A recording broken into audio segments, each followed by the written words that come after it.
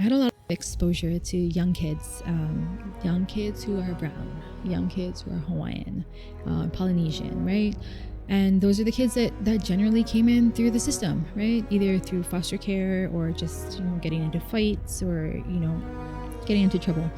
And I would always ask them, hey, especially if I saw a Hawaiian kid, because I tell you, you look at that OCCC list of all the inmates or any inmate list, go check out the Ks. Go check out the last names that start with K. You will see every beautiful Hawaiian last name on that list.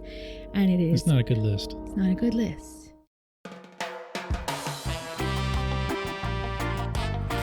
Thank you, Tootie, for coming on. Welcome back to Hawaii Real, everybody. I'm your host, Iokeehu.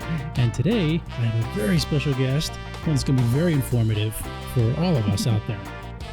Crystal Tootie Glendon. Good morning. Thank you for coming on the show. Thanks for having me. Yeah. So Crystal is a graduate of Kamehameha schools. We're classmates, yes. I won't say the year. I'm not going to go there. But from there, you were a graduate at Hilo. You double majored in English and political science. And then you went on to law school for the Richardson School of Law at UH. And from there, you clerked at the circuit court for a number of years. I clerked for 2 different judges, that's why. So I clerked for a judge here in Honolulu, and then I clerked for a judge in Hilo, my hometown. So, yeah. And she's a Hilo girl, everybody. Yes. But then you went on to become a public defender for 15 years.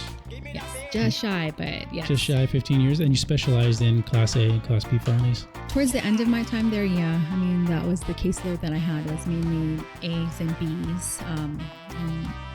And for those who don't know, Class A's are the top tier felonies, and Class B's are the second tier felonies, and it goes down to C and then misdemeanor from there.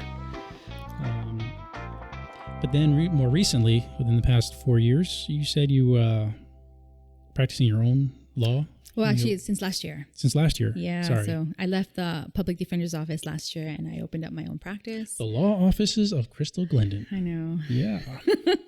You're saying one of your major goals is to create a female-led?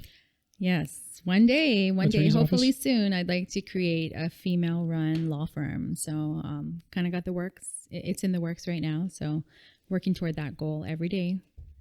Just building the practice up. So Nice. I always like entrepreneurs and goal setters and goal getters. Right. Yeah, that's why we have you guys on the show. But with the courts and everything, I know a big hot topic is COVID and what has happened over the past year or 8 months or so. Since March. With the courts being shut down and then opening up, and where is it right now? So there's many different courts. They're kind of all in different spots. I do a lot of family law. So family law, we did shut down initially from March to about May. And right at the beginning of May, things started to move digitally. And so I think the courts worked really hard. The Chief Justice, all the administrators were in contact with us consistently throughout the entire process, in contact with all the members of HSBA. But they were working really hard to get us towards doing a digital platform. So a lot of WebEx, a lot of Zoom. So family court pivoted really fast. So ever since May, I have been in court every week, but it's primarily remote. And so they'll send us the links. We'll either have our clients with us, or the clients will be appearing remotely as well. And then only the TROs and some of the CPS and some of the juvie calendar has been in person. But so family court hasn't really slowed down, So is criminal court going more towards Zoom, WebEx type of thing also? District court, yeah. We've been doing a lot of WebEx, but no trials, right? So I don't think that we've done any district court Zoom trials. So traffic and the petty misdemeanors, definitely none of the misdemeanors. Those cases are all, if it's set for a jury trial, I believe that the courts are going to be reopening for jury trials December 14th. They just had a test run the last week to see how the jury trials are going to run. We're talking a very limited number of trials that can actually go, especially if you're talking the larger panels for, the bigger crimes that require 80 plus jurors. Right. So how does that affect due process and stuff? Well, right for now, criminals. And right. Right the now, right to reason. reasonable? No, what is it? Speedy trial. Yeah. So right now, the courts have been waiving because of the global pandemic. The courts have found that to be Reason enough. Reason for the pause. You put a pause button on speedy trial in Rule 48, right? So, but who knows what's going to happen once the jury trials start back up? Because once that starts back up, then I think the clock starts running again.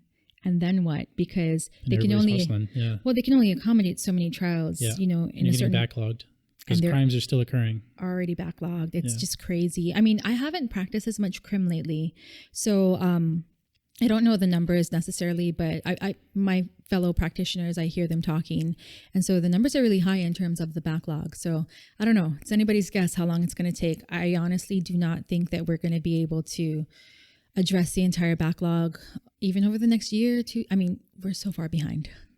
Right? And then you throw in like all the citations for the mayor's orders and stuff like that.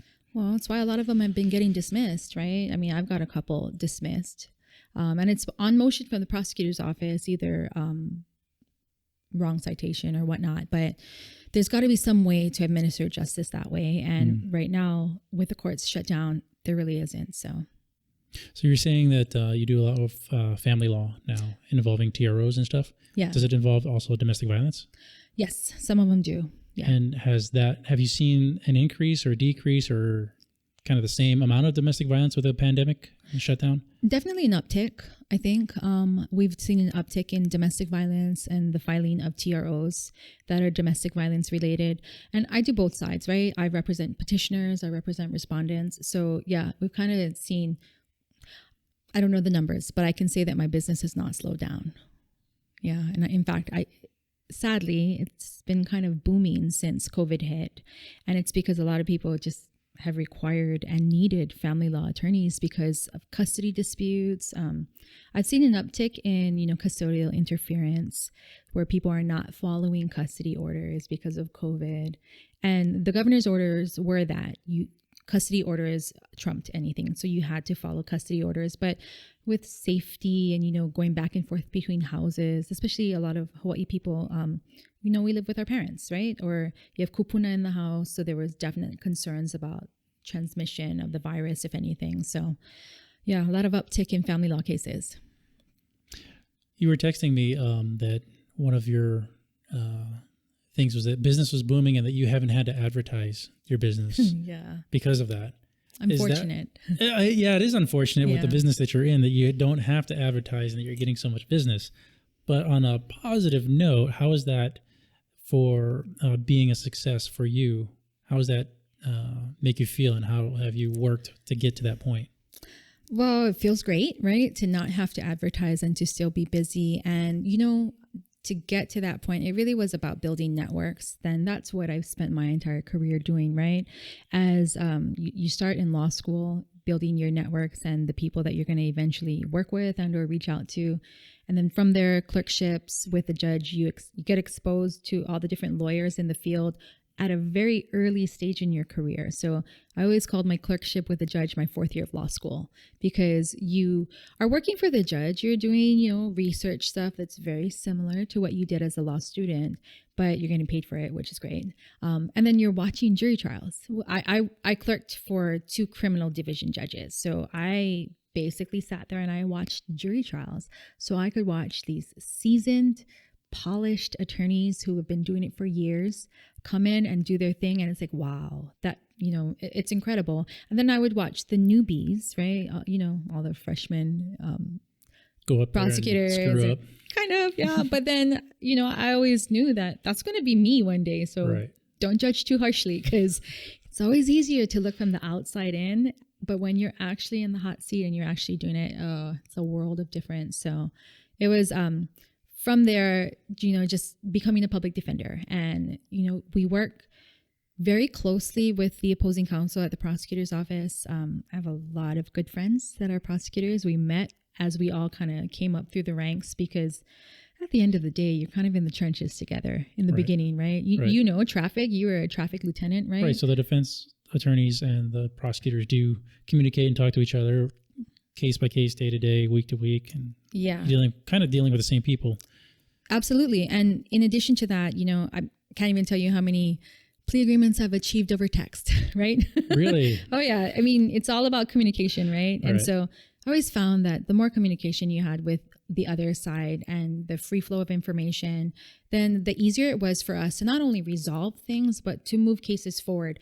And if cases had to go, they had to go. That was our job, right? Our job was, if it's going to go to trial, let's, make sure everybody has what they need, and then let's go to trial. If it's going to plead, let's try to work that out. So, but I always found that it was my relationships with people that helped me to help my clients. And that kind of has flowed into my business, right? Which is my relationships with people that I've met throughout the years, whether they be from high school, just my personal connections, family connections, work connections. That's where I get a lot of my case referrals from. And then from there, it's word of mouth, which is why I am fortunate. And that's kind of been the secret sauce for me is networking. Secret sauce. We like secret sauce. I wanted to touch back. You were mentioning something about technology and increasing the amount of communication between you and your counterparts.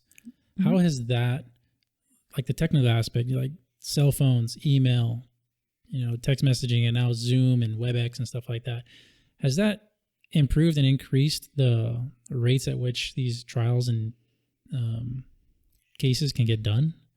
Does that make sense? Yeah, I guess so. Yeah. No, absolutely. I think right now, because not very much can go to trial, I'm not talking about family court. Family court can go to trial, but I'm talking about the crim courts. Mm-hmm. I mean, it increases our communication with each other to resolve things. That's for sure. Right. And then with the added constraints of not being able to go to trial, with everything, the backlog and whatnot, I think the prosecutor's office has done a great job of reaching across the aisle and, being more reasonable, right? Everybody's kind of in this together. And I feel like, moving forward towards resolution, this has certainly made it easier. That doesn't mean that every case gets resolved. Obviously, there's cases that just have to go to trial. And so those cases are just kind of getting pushed and pushed and pushed. But in terms of the increased technology with Zoom and whatnot, I'm afraid to do a trial by Zoom. Mm-hmm. I haven't done one what yet. What are the things you're afraid of? The hard part, trial is something that it's just very organic. Mm-hmm. You're in it and, the adrenaline is flowing. And there's nothing like examining a witness in person, right? You look at their tells, you look at their inflection, you look at their body language, and you're reading all of those things as you're questioning them, and you're pivoting to make sure that your questions, reflect what responses you're getting. With Zoom, how do you do that? And then you add in glitches, you add in that pause, and you're not sure who's talking. And yeah, quite frankly, I don't think you can accomplish the same that same energy, because it takes a lot of energy. Yeah, and I'm kind of thinking back to like that movie A Few Good Men, mm-hmm. like that last scene when he's talking about, I want the truth. You can't handle this. Like, could you imagine that on Zoom or WebEx? Like that would be kind of silly. It would fall flat. It would fall flat, totally flat. Right? Like you couldn't have that whole engagement with Zoom or WebEx. Like, yeah, it just wouldn't happen. And then you wouldn't have Who Ordered the Code Red. We'd never know. I like that you think that it's all that exciting, but I know it's not. It's really not. It's really boring sometimes. But you do have those little nuggets, right? Mm-hmm. That are just like you walk away going, yeah, that was awesome. I think we're the only ones that only trial attorneys actually think it's awesome. But I think ultimately officers do sometimes too. Yeah. But I think, I don't know. I don't know how the Zoom trial is going to work. I mean, people have done it and the courts are kind of pushing it to move things along. So I'm talking family law setting though. Mm-hmm. I mean, I'm certainly not talking a setting where there's a defendant who has a constitutional right of confrontation. So I don't think that they can resolve that by Zoom. That has to be in person, because I think at that point, again, you're not going to have the same level of you're not going to be able to do what you can do in person. You need like virtual reality goggles, and like everybody's in the same scenario, like Ready Player One kind of thing, and you can see it. Yeah, we're not there yet, though, right? We're not there yet. We're at glitching and holograms. You can do holograms, No, we're still at sometimes the audio works, sometimes the video works. We can't even build a rail, man. Yeah, no kidding, right? Don't get us started there. We go all high tech in the courts. I mean, part of the courts is very traditional and conservative, and they want to keep it old school, for a reason. and there's add in tidbits of technology here and there. Yeah, there's a certain amount of reverence, that comes with the profession, and there's a certain amount of decorum and tradition that comes with our profession. I mean, the smell of the courthouse and the wood and all that stuff with the chairs and the benches and stuff. Every day I walk into that courthouse and it kind of puts you in your place, right? Mm-hmm. I'm lucky because I was a circuit court law clerk for so long. I got comfortable in the courtroom. And then from there, as a public defender, I mean, you live and breathe the courtroom, right? So I am pretty comfortable in any courtroom, but there's a certain amount of, just awe as you walk in and you're like, I'm representing somebody here. I have to do my job, but I also have to do it with deference and respect to what this institution stands for. So you don't get that over Zoom at all. It kind of a lot of that's lost. Yep. Yeah, it's just yeah. So I can totally understand when the courts are saying that we can't do trial by or virtual trials and stuff like that. Yeah. It's like we're just not there. No, and honestly, I don't think it would be fair to anybody sitting in that hot seat. Right. It's not fair to the witnesses. It's not fair to the complainants. It's not fair to the defendants. Nope. Not at all. Because everybody wants a fair trial. At the end of the day, that's what everybody wants. Right. All sides. Right. And I think that always gets lost, right? Everybody thinks, one side wants it to be unfair. No. Don't get me going on which sides are fair and who's being unfair. But nobody wants to do it again. That's the problem, right? So everybody wants it to be a fair trial. I've been in trials sometimes where I can see the judge when somebody says something that's in violation of a motion in limine. You see the judge going, oh. Mm-hmm. And then you see the rest of us going, oh, God, no, please don't make us do this again. So we're all kind of on the same page in terms of being fair. Good. Okay, so as a defense attorney, and we were just talking about this off camera, but you have a set philosophy on life, but it's also kind of written in the Hawaii Revised Statutes. Yeah. And that's interesting because I didn't know this. A lot of people don't. Share. Sure. So I'll start with what my philosophy is kind of in life and how it's kind of filtered into my practice. But I always feel that if you give aloha, you will get aloha. And, just the background for that is that, we all know what aloha is, but nobody ever really knew. A lot of people don't know that it's actually codified in statute. So there's actually the Aloha Spirit statute. It's Hawaii Revised Statutes, section 5-7.5, if any of you want to go look it up. But it basically says the Aloha Spirit is the coordination of mind and heart within each person. It brings each person to the self. Each person must think and emote good feelings to others, and in contemplation and presence of the life force, aloha. And it gives all these different meanings, but it basically also requires the court to embody this. And if you look at subsection B, it says, in exercising their power on behalf of the people and in fulfillment of their responsibilities, obligations, and service to the people, not just the court, the legislature, the governor, lieutenant governor, executive officers of each department, chief justice, associate justices, judges of each appellate, circuit, and district court may contemplate and reside with the life force and consideration given to the Aloha Spirit. Isn't that crazy? They put life force in the codified Hawaii Revised Statutes. Yeah, it's right here. That's cool. It is. It is. But I mean, so just beyond that, just in life, generally, I've always found that if you lead with aloha, and that means not expecting anything in return, giving, caring, leading compassionately, I always feel that no matter what, it comes back to me tenfold. And so that's kind of been the philosophy I've carried into my business. And it's been working out great.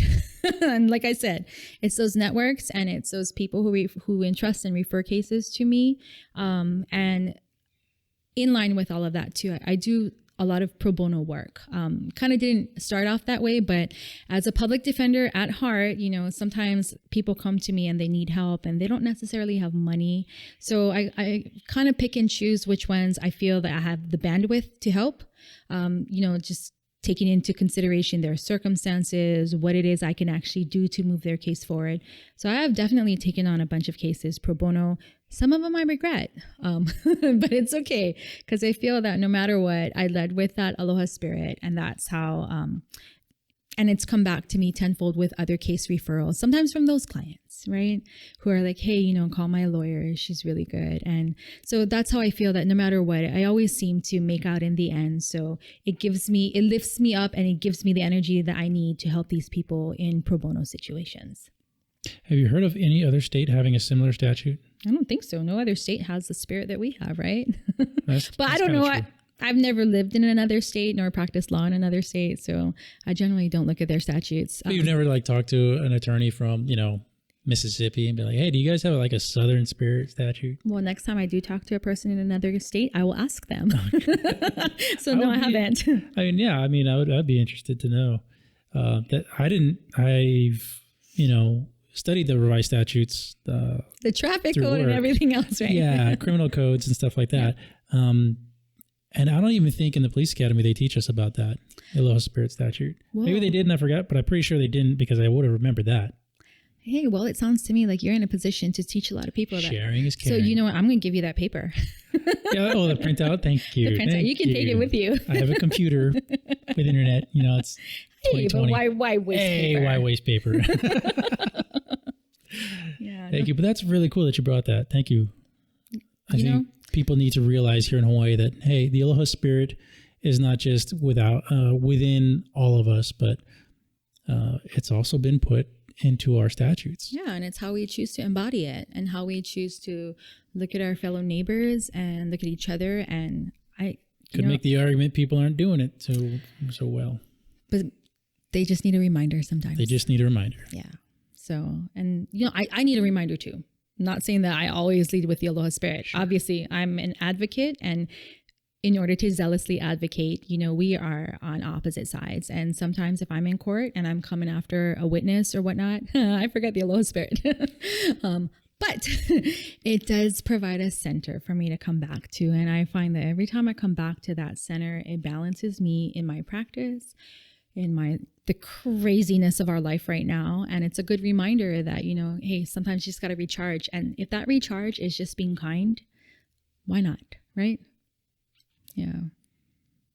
What is the mark that you want to leave on this world? Oh gosh, what a broad question. Not really. Unless you have broad goals. I do, but let's keep it narrow.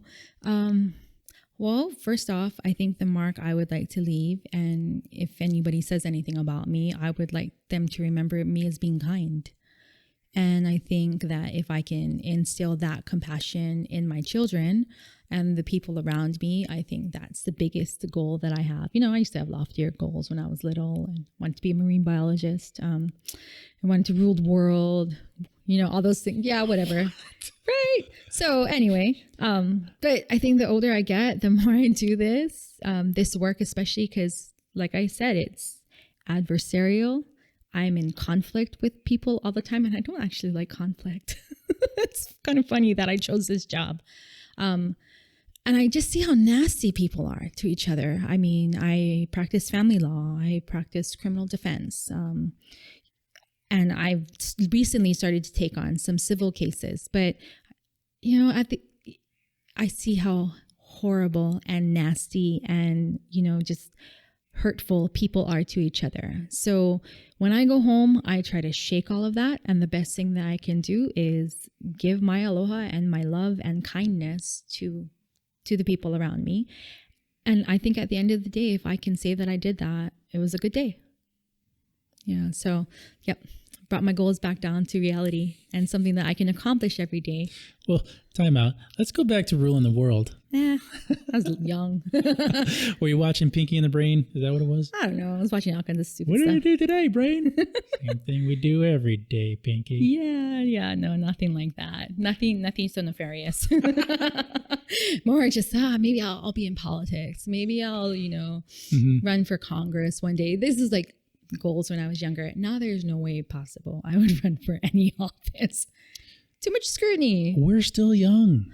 We are, but gosh, I mean, to open yourself as well as your family, especially these days with social media, with, the internet and trolls and whatnot. I mean, just to expose and open yourself and your family up and to have such a distraction from actually doing the work that we want to do. So I've decided, no, I'm okay in the position that I'm at, because I can affect real change in a single person's life by being their attorney, by being their advocate. So I'm good with that. And if I can, this person and then the next person, I'm satisfied with that. There's a commercial out on TV talking about different people that have achieved their successes, and then they would say like the ages of these people. And one of them was like, so-and-so went to space and he was 56 or something like that. And, so-and-so started a business when he was, 50 something. And I guess the mantra of the commercial is that your life's not over yet. Like you hit 50, we're not even close. Yeah, we're not there yet. You get into the other digits, you're still not old, and you haven't accomplished everything that you've been put on this planet to accomplish until you're much older. Right. A lot of the really wealthy people that we look up to these days didn't even start until they were in their late 40s and 50s. And before that, they were either building up slowly or, they came from nothing and then just had like great ideas and stuff and shot off from there. So no, your empire building is completely still on the table. I definitely think so. That's right. I started a business, last year, right? Yeah. And I will say it, I started my business when I turned 40, right? And so I see it as a second act, and I'm so excited about it. I can't even tell you how I was a government worker for quite some time, right? Went, got my paycheck, but I was different. I think I will speak for people at the public defender's office. We're different. We work the long hours. We care. I would buy my clients clothes because they didn't have clothes to wear to trial that was appropriate. We went out of our way, and I had this one guy who he was acquitted, and he was able to walk out of jail after 8 months in jail. And I gave him whatever I had in my wallet because he had nothing, right? So I would say definitely that office taught me to not only be kind, but to be compassionate and to view every case, every client as a human, the way that I would want myself or my family member to be viewed. So I really brought that spirit with me to private practice, which is great. But at the same rate, the ability to not just do criminal law and to help people in other facets of law, it's been this expansion for me. Like I kind of get to spread my wings a little and, just sky's the limit. So I definitely see what you're saying with this reinvention, not a reinvention, but you know what I mean, right? Like it's just another chapter in your book. Another chapter, but it's not the end at all. It's totally just not. The beginning, right? But we have a solid foundation. I have the solid foundation of all those years of training in litigation, day in, day out in court. And without that foundation, there's no way I would be able to do what I'm doing right now. So, thankful definitely to the Office of the Public Defender for giving me that. But also the network of former defense attorneys out there who used to be public defenders, used to be prosecutors, right? Because if you leave the prosecutor's office and you still want to practice criminal law, you become a defense attorney, right? I would say that network is such a solid one. They're very welcoming with open arms. They don't look at you as competition necessarily because there's a lot of work to go around. But they're very helpful, right? And they're very encouraging, and they try to lift you up, refer you cases and whatnot. And if you need help, that's the network you call for help. So definitely sky's the limit, and it's been really fun, and I can't wait to see what the next 5 years brings, or the next 10 years. I liked how you talked about building a foundation, and like you spent all these years building the network and the foundation to lead you to where you're going to now and where you're going to in the future. When you build that foundation, I'm sure you've noticed this, it makes it harder for you to fail at whatever you're going to next. Whereas if you just started to do this as a younger attorney, try to, bust out, do a few years here, and then just try to start your own business, you're doing that without the foundation. Yeah. And you're more prone to making mistakes. And that's in any business or anything, right? Don't rush necessarily into it. I would definitely focus on those foundational building years. It's with anything in life, right? Like you want to be good at basketball. You got to start from the ground up, right? And no job is too small, right? So I definitely made a lot of mistakes when I was a young attorney. Not saying that I don't make mistakes today, but it's they've gotten smaller, right? And I learn a lot faster from it, but I'm able to draw on that, every day in the trenches, having, done it. And there's just no substitute for experience. So if you really want to learn how to do something, you got to just get out there and do it. And, especially if you're a young attorney, definitely if you want to litigate, you got to go prosecutor's office or public defender's office. That's just the only places that you can go to within the government that you will be in court every day. And that's how you build that solid foundation up. And then from there, I know so many people who've used it as an asset, right?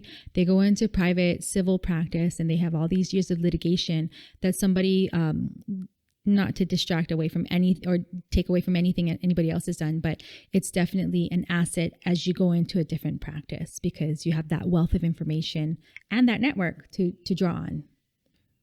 And with that, do you ever see, and I guess this kind of rolls into a quick question, do you ever see younger attorneys making those type of not building their foundation type of mistakes? Or I guess a different question is, would you have some advice for younger you or younger attorneys? Definitely. So I actually have this great opportunity right now where this young attorney who volunteered at the public defender's office when I was there and actually second chaired a bunch of my trials. She was looking for a job because right now with the government freeze and there was no hiring right now. So the public defender's office was her number one choice and she can't go there yet. So we were actually able to bring her into, I rent space with a bunch of other attorneys who used to be public defenders and or are criminal defense lawyers. We all have our own practices, but we band together, overhead, all that fun stuff, sure. all the grown-up stuff. Anyway, so we were able to bring her into the fold and, to give her a landing spot until the public defender's office can open up and can hire her. Because I know that she's on deck with the public defenders. So it's interesting that you asked that because we have this opportunity right now to help this young lawyer, build the pieces. And I think that because we all kind of did it, we're able to impart what our experiences were to her and hopefully help her to build up. But I definitely, if the PDs call, she's got to go because there's no substitute, like I said, for just every day in court and just getting it pummeled into you with wins and losses and all the highs and lows that come with that. There's just no substitute for that. So yeah, young attorneys, I would definitely say focus on your building blocks. Go slow. Everybody's so rushing out of the gate to practice law. And I was that person too. I flew through college. I did a double major in 4 years. I flew through law school. I graduated from law school by the time I was 24. And I was a law clerk by the time I was 25, practicing law by the time I was 26, right? So, somebody who kind of flew through everything and, looking back now from where I'm at, I wish I took it slower. And I wish I kind of just sat in the moment a little bit more. Hard to tell someone young that though, right? We always tell them. Yeah, because they're looking up at you and they're like, well, you rushed through and look at where you're at. I want to be where you're at in, 10 years, 15 years, 20 years. Yeah, but enjoy it is what I'm saying, right? Like you've seen that thing that says, don't grow up, it's a trap. Yeah, it's That's a good one. So don't grow up too fast. Just stay little and young as long as possible. Have fun. Lots of time to work in your life. So one of the things I always like to touch on with my guests is, especially here in Hawaii, especially now during the pandemic and stuff like that, which doesn't always translate to just being about the pandemic, but what are you dissatisfied with about Hawaii? Because there's always something. And I like to hear not just what you're dissatisfied with about Hawaii, and it could be anything, but how you think you could affect that change to improve it. Absolutely. I was thinking about this, right? So many things to be dissatisfied about, but so many things to be happy about too. So anyway, I think the biggest thing I'm dissatisfied with is just the cost of living here. I'm from the neighbor island. I'm from Big Island, right? Originally, my family is still there. And I look at the house that we bought here and my kids are like, Mom, if we just bought a house up there for the price that we paid for over here, we could get a mansion, right? So that always just that's one of the things, especially as a Native Hawaiian, right? This history of loss of our land and whatnot. Just the fact that our local people get priced out of living here and living a full life here. I am fortunate because between my husband and I, we have good jobs. We got our education, both Kamehameha graduates. So Imua, right? But we were with that foundation from Kamehameha, we were able to not only go to college, but go on and get good, solid jobs so that we can keep up with the rat race here. But, in my profession, in my job, and in my everyday interactions, I see people from both sides of the coin, right? I represent the indigent population. I represent people who don't have any money, who are at the lowest end of the socioeconomic scale on every level, right? Whether it be financially, whether it just be, lack of education, lack of access to resources and whatnot. And then on the flip side, I go to lunch with my girlfriends and everyone's comfortable. We're all, middle class, upper middle class, a little bit bougie. So I live this dichotomy of a world, and how do you affect change there? I mean, obviously it's through trying to help people. So I do feel every day, especially during my time as a public defender and certainly still taking those cases, every day I can help somebody who's in a less economically advantaged position than I am. So that's one way to help and to make changes. But, I don't know. I don't know what the answers are systemically, right? How do we get more people into home ownership? How do we raise people up socially and economically? It's kind of those bigger ticket items. So the only thing I can do is just focus on the day-to-day and what I can do to help that. And so what I can do is I can help somebody. I can give them, I used to be a juvenile public defender. So towards the end of my time at the PD's office, I did, I went back to adults, and I was representing people with the Class A's and Class B's. But for a good chunk of time there, I was a juvenile public defender at the family court out in Kapolei. And I tell you, that time there, it really rejuvenated my compassion and rejuvenated my ability to do that job. Because at the end of the day, being a public defender is a very thankless job. Nobody thanks you or wants you until they need you. And then once they need you, then it's like, well, why aren't you doing this for me or whatever? Anyway. Oh, I know what that's all about. Yeah, I'm sure police officers don't experience that at any time, right? So, it was always hard to kind of recalibrate at the end of some days. Some days are good, some days are really bad. But the time that I spent as a juvenile public defender really helped to recalibrate me in my career. And it was kind of at the midpoint of my time there. And I was able to eke out 3 years, which is a little uncommon from the PD side.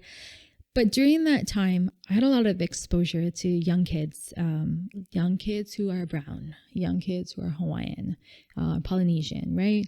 And those are the kids that generally came in through the system, right? Either through foster care or just, getting into fights or, getting into trouble. And I would always ask them, hey, especially if I saw a Hawaiian kid, because I tell you, you look at that OCCC list of all the inmates or any inmate list, go check out the Ks.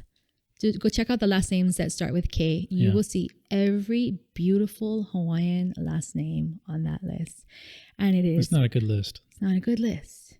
It's pretty tragic and it's heartbreaking, especially as a Hawaiian, as a defense attorney, as somebody who wants to help, right? So I would see these young Hawaiian kids and I would always start with, introducing myself. They don't know who I am, right? They look at me, they think I'm not local, right? Until I open my mouth. And then, you totally look local. Right? And then they go, oh, auntie. I'm like, oh, don't call me that.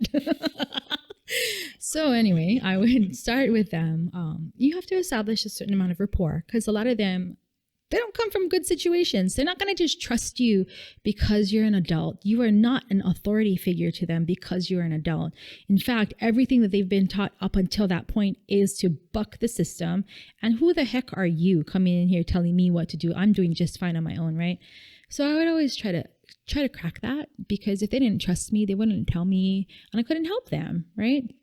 So I would start with my Hawaiians. I would ask them, oh, do you have a Hawaiian name? Or what is your ohana name? What is your family name? Where do you come from? And some of them could answer it. Some of them couldn't answer it. And I start with that because as Hawaiians, who our ohana is and what our names mean, it's important because that's our ancestors. That's our kupuna. Those are the people that we are accountable to.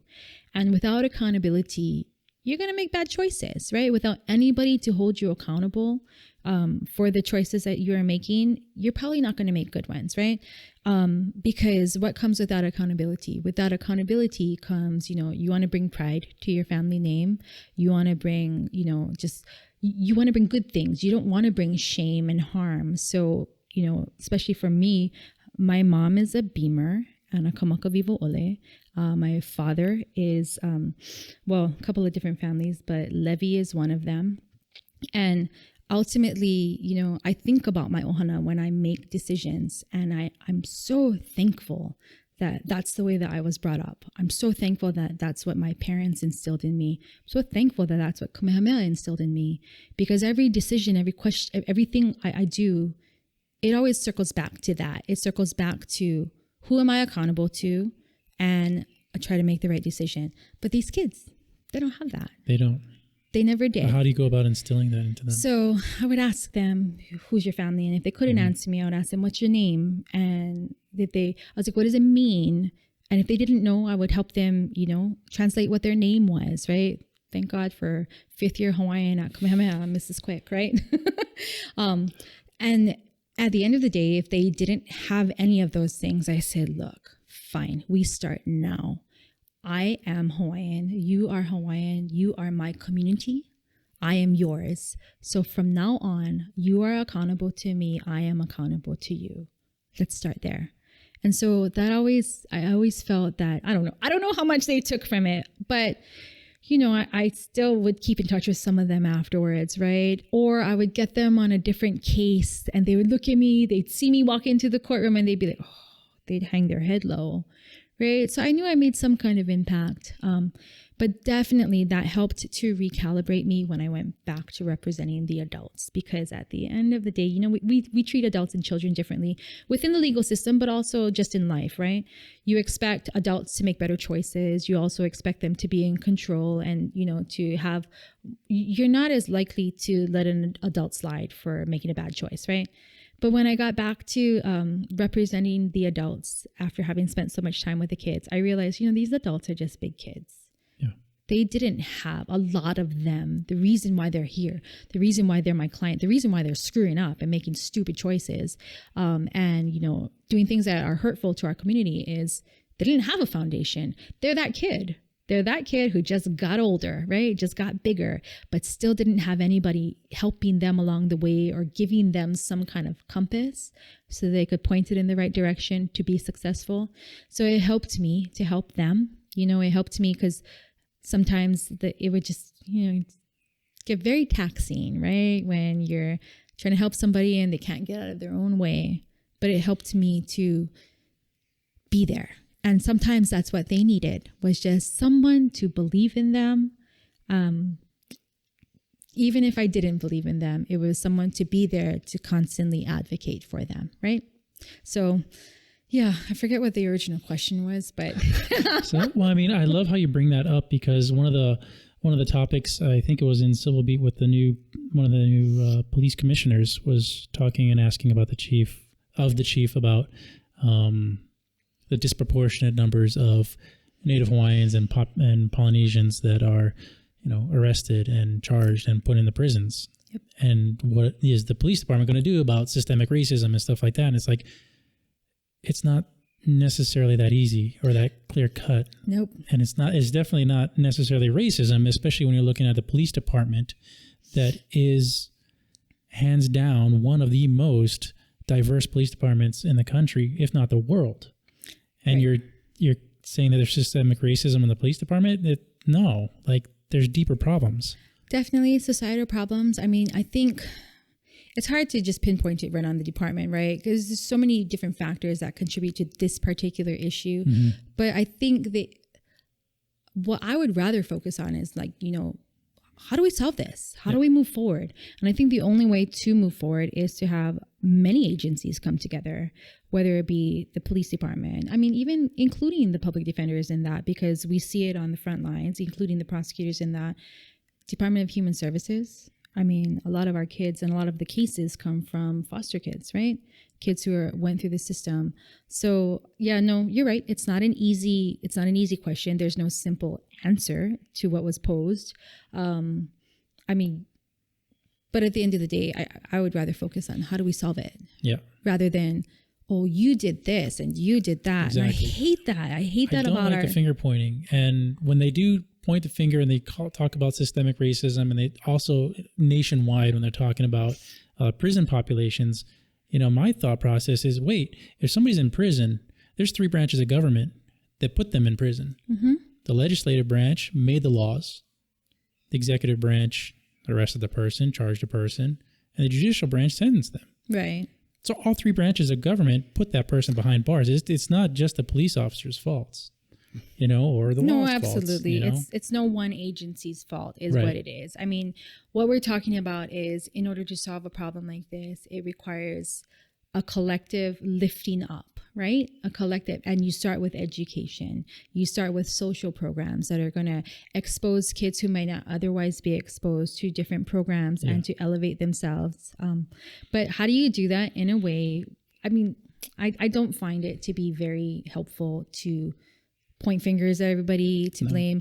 I'm more solution oriented. Like, okay, we've identified a problem. How the heck do we fix it, right? And so at the end of the day, I've told you, there's no way I would ever go into politics because it's too much of a quagmire.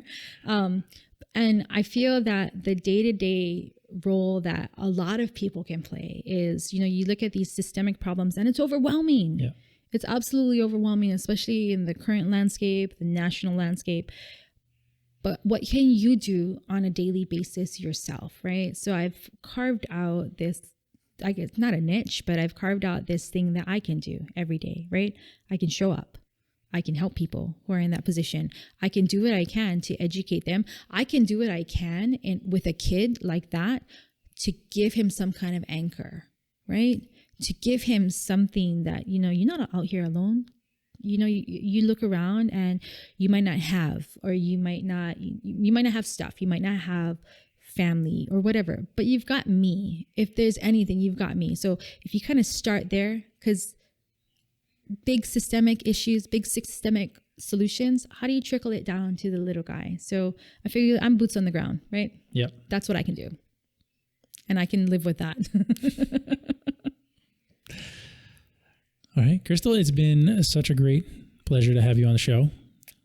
Lots of words of wisdom. I think my listeners are going to love that. I hope so. Thank you so much for having me. Yeah. It's been a very fun morning. Any last words before we sign off? Just everybody hang in there, right? This world lately has been kind of crazy with COVID, and, you know, I'm a working career mom with 3 kids at home and distance learning. So, you know, one foot in front of the other, and we'll get through it. So hang in there, everybody. All right. Crystal, Glendon, everybody. And remember, stay happy, Hawaii.